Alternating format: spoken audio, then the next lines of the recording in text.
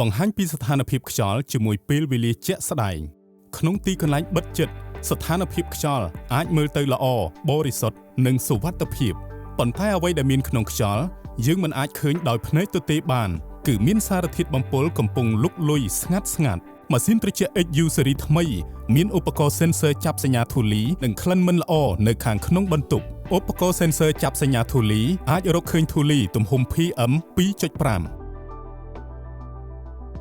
ឧបករណ៍ sensor ចាប់សញ្ញាក្លិនបានបង្ហាញសញ្ញាក្លិនផ្សេងដែលមិនល្អម៉ាស៊ីនត្រជាក់ត្រួតពិនិត្យនិងឆែកមើលកម្រិតធូលី PM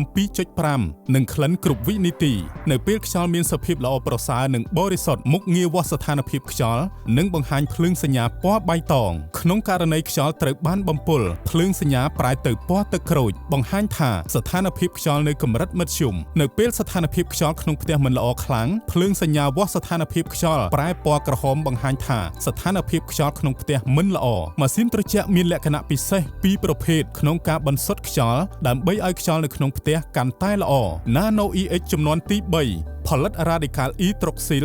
48 trillion ក្នុង1វិនាទី Nano EX បំបត្តិក្លិននិងទប់ស្កាត់ការបំពុលក្នុងខ្យល់យ៉ាងសកម្មវាក៏ជួយបំបត្តិក្លិននិងទប់ស្កាត់ការបំពុលលើសាច់ក្រណាត់ជាមួយបច្ចេកវិទ្យា Nano EG បង្កើតអ៊ីយ៉ុងអវិជ្ជមានចំនួន3 trillion ក្នុង1វិនាទី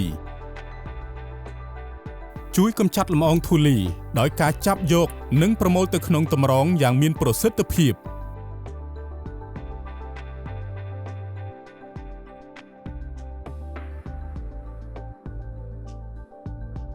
ជាមួយសញ្ញាបង្ហាញស្ថានភាពខ្យល់អ្នកអាចតាមដានស្ថានភាពខ្យល់ដែលនៅជុំវិញអ្នកម៉ាស៊ីនត្រជាក់ Panasonic ផ្ដល់នូវបទពិសោធន៍ខ្យល់ត្រជាក់និងបរិសុទ្ធគ្រប់ពេលវេលា